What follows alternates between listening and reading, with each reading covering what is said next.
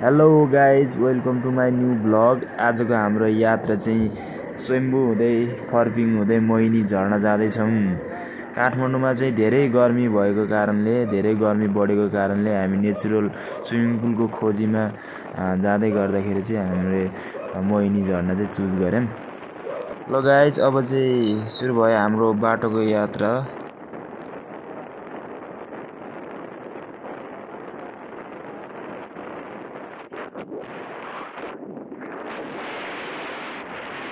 ल गाइज यताको बाटो चाहिँ बवाल रहेछ है, अनि भ्यू पनि राम्रो देख्दो रहेछ। अब हामी चाहिँ जाँदैछौँ। हाम्रो यात्रा चाहिँ 6 जना साथीहरू मिलेर जाँदैछौँ, 2टा स्कुटी अनि एउटा बाइकमा।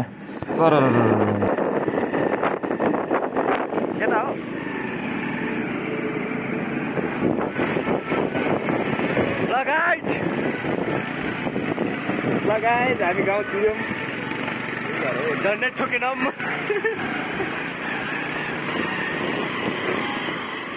ल साथीहरू, हजुरहरू पनि आउन सक्नुहुन्छ है। बाटो चाहिँ एकदम राम्रो रहेछ, बवाल रहेछ, एकदम कडक रहेछ, A1 रहेछ। स्कुटीहरू पनि आउन सक्ने रहेछ। हजुरहरू स्कुटी बाइक जे छ त्यो सबै अब आउन सक्ने खालको बाटो रहेछ, एकदम राम्रो।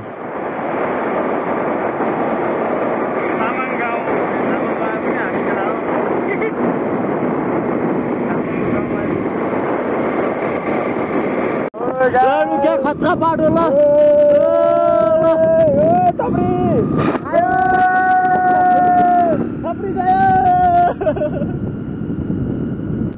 ल गाइजहरू, हामी चाहिँ रमाइलो गर्दै हाँस्दै भ्यूहरू हेर्दै चाहिँ रमाउँदै हामी चाहिँ यहाँ आइपुग्यौँ है साथीहरू।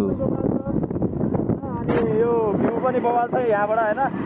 अब हाम्रो मोहिनी झर्नाको बाटो बवाल रहेछ होइन। हामी फर्स्ट टाइम आउँदैछौँ, यस्तो बवाल रहेछ। ल बाटो चाहिँ राम्रो। यी जुडियो थापाको फ्यानहरू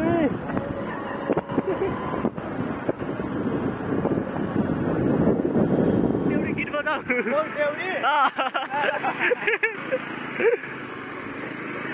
2 hours later.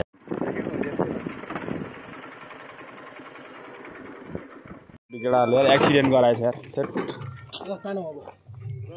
तना भयो एकजना आउनु एकजना आउनु। ओइ के भयो?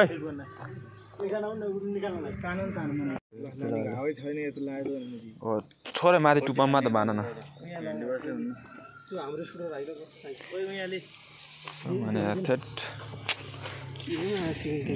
यही हो, मलाई हाँस्ने यही हो। हाँसिरहेको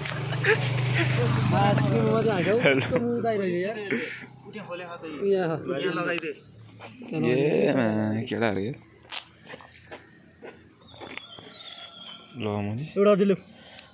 परेछ परबाट रोके ठाउँबाट ल्याऊ। नचला भन्दा यसले मेरो बाइक यो चलाउँछु जे चला, मैले त नदिएको केटाहरूलाई।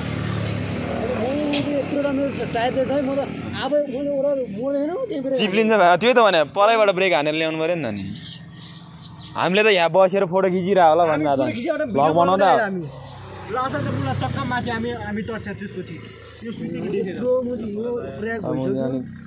अब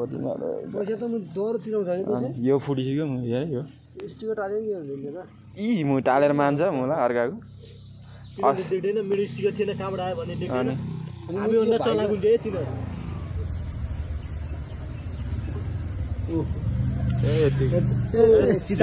सिम्पल हो, नर्मलै रहेछ। उति बेटारी लानुपर्छ कि लानुपर्छ मलाई नलाइ हुन्छ। काम मिसेको यार त्यो। ए अब औषधि खाएर उड्दाखेरि यस्तो ढले जस्तो हुने कुरो छोडिदिउँ फेरि एकचोटि यार। सीतामढी त मलाई हल्लाइरहेको छ अहिले। हल्लाइने उड्यो भने न त्यो अब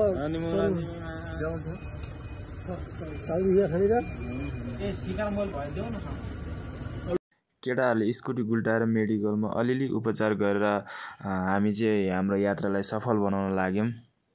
हेलो गाइज, ल अस्तिसम्म पुरै भरि पानी थियो, अहिले यसो चाहिँ बाइक गुड्ने भएको छ यहाँ तालमा, के अरे इन्द्र सरोवरमा। अस्ति हामी कलेजबाट पिकनिक गएको थियो यहीँ, अनि तै पनि चित्त बुझेन भनेर बाइक नै हानौँ भनेर आएको दाजुहरूसँग। अहिले भरि भरौ पानी, अहिले सुकेर केही नै छैन हेर्नु।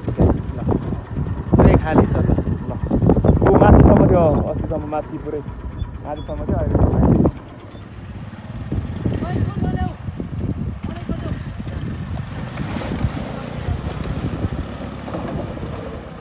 बाटोमा जे जस्तो अवस्था भयो भने हामी चाहिँ फाइनल्ली ठ्याक्कै पुग्यौँ है मोहिनी झरना यही हो गाइज ल है जम ल गाइज बबाल रहेछ है झरना चाहिँ बब्बाल रहेछ है ल एकदम बब्बाल यहाँ चाहिँ 25 रुपियाँ टिकट लिँदो रहेछ अनि अब चाहिँ हामी चाहिँ काटिसक्यौँ अब चाहिँ हामी स्विमिङ गर्न जान्छौँ है ल हामी चाहिँ अब स्विमिङ हान्न जाँदैछौँ केटाहरू हाम्रो केही साथीहरू चाहिँ गइसक्यौँ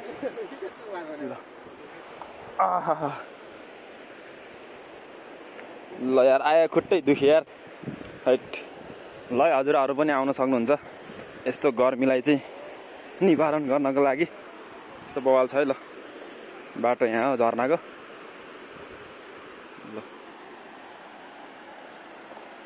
ल ल ओ छिटो आऊ छिटो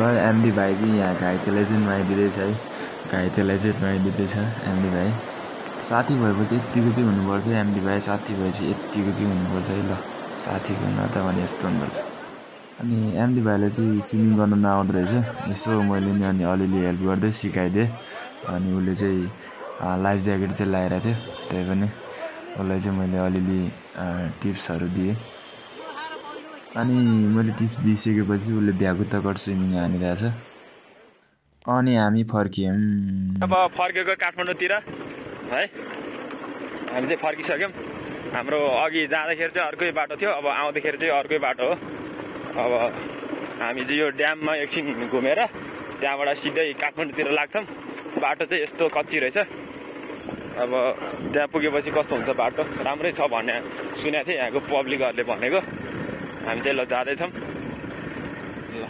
यहाँ चाहिँ हाम्रो बिस्टे भाइको स्कुटीको टायरबाट चाहिँ मिसफायर हानिरहेको थियो अनि ऊ चाहिँ तर्सेर पड्कै क्या हो भनेर पुरा हेरिरहेको थियो अनि होइन रहेछ भनेर हाम्रो चाहिँ लाग्यौँ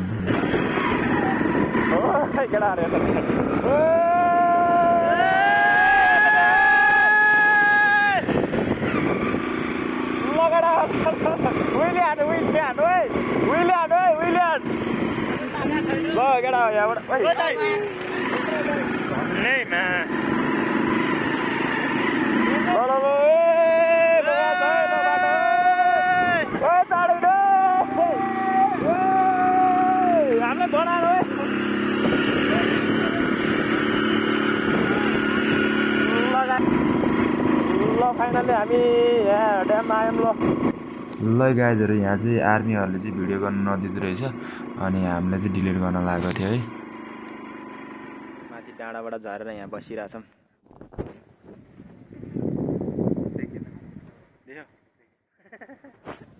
हाम्रो चाहिँ बाटोमा जे जस्तो अवस्था भए पनि हाम्रो यात्रालाई सफल बनाएर फर्क्यौँ